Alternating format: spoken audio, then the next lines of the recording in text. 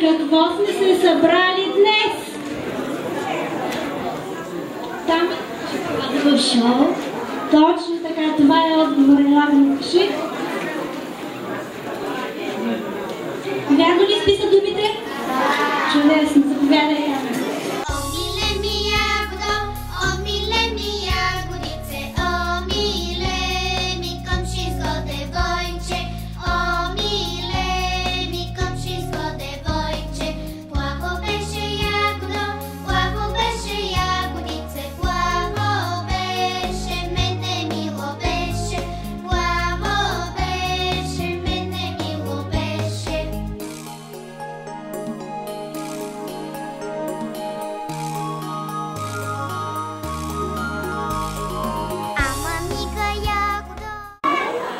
Обичта е най-хубавото нещо.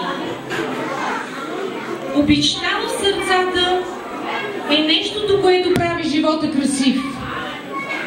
Обичта към детето, обичта към човека до теб, обичта към слънцето, към природата, към цветето. Това е нещото, което поддържа човешкия живот. Днес сме се събрали на едно необичайно шоу, на един необичаен празник, на който положихме начало миналата година. И сигурно ще ме попитате как така стана, като в българската традиция нямаме такъв опит да правим шоколадови шоута. Как стигнахме до идеята за шоколадово шоу? По това време миналата година, когато всички се готвиха да празнуват Свети Валентин, с децата започнахме да пишем, да учим за шоколада. Всеки е опитвал шоколада. Няма човек на земята, който да не е вкусвал шоколад. И всички го обичаме. Това беше и причината, която ме накара да научим повече с децата за шоколада. Децата започнаха да рисуват, да пишат за шоколада и така решихме да направим и шоколадово шоу, което миналата година беше за първи път, а тази година ни е второто шоколадово шоу, защото миналата година ни беше доста сладко и решихме и тази година да ни бъде така. Всички се гордеем с нашите деца, гордеем се с това, което правят, с техните постижения и те са причината днес да бъдем тук. Шоколад, шоколад, посладък си от мармелад. Знаеш колко те обичам, но няма аз да теб да тичам. Не трябва много сладко да едем, с витамини ние трябва да растем. Шоколад по-малко ще се вкусим, не трябва ние да се мусим.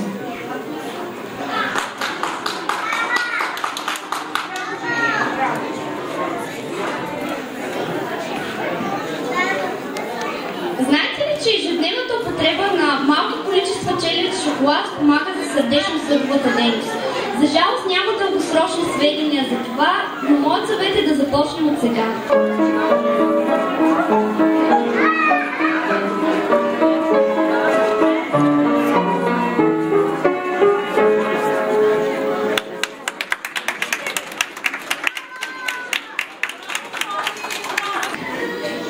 Много съм горда да ви съобщя, че миналата година наши деца спечелиха награди от конкурс на Държавната агенция за българите в чужбина в България. Ще извикам дечицата, които участваха и които спечелиха награди. Нека да дойдат и да се приготвят всички деца, ще ми трябва тук на сцената, така че нека да дойдат всички по-близо. Лазар да дойде на сцената. Лазар получава грамота. Лазар участваше с рисунка и получава грамота от Държавната агенция за българите в чужбина.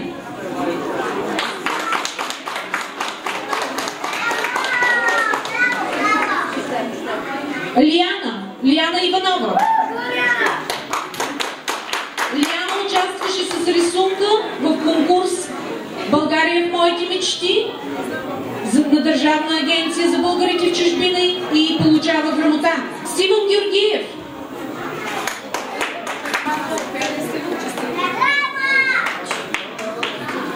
Лорен Тодорова.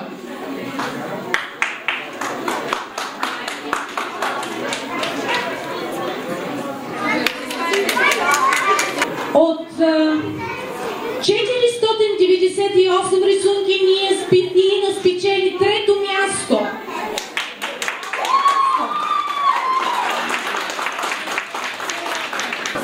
Хайде, дечицата, всички при мен тук на сцената. Знаете ли, че черният шоколад е богат на оксиданти и е полезен? Мнението за млечния шоколад обаче е, че е калорична бомба. 100 грама млечен шоколад съдържат 500 калории. Общите ползи на шоколада обаче са налице. Шоколадът ни помага да сме щастливи през зимата. Шоколадът е храна за мозъка и за да проверим това, сега ще проведем днешната викторина. Нека поканим на сцената Галя Личева.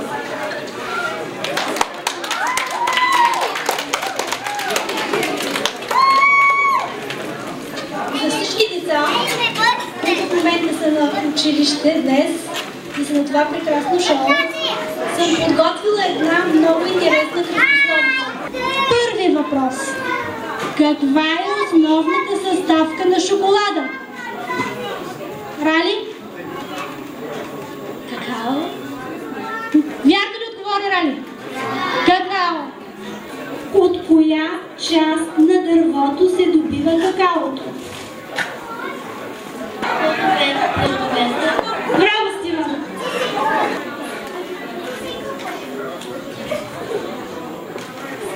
Коя е родината на какаовото дърво?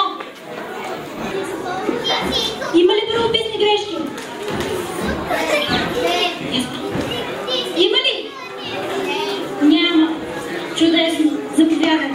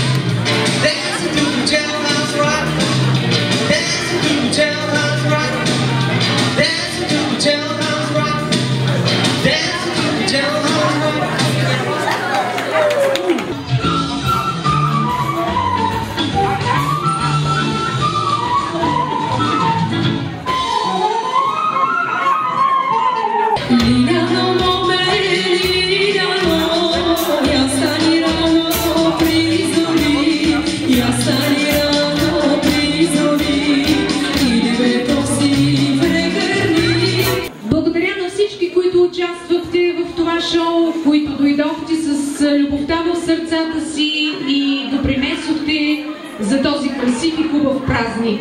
До нови срещи!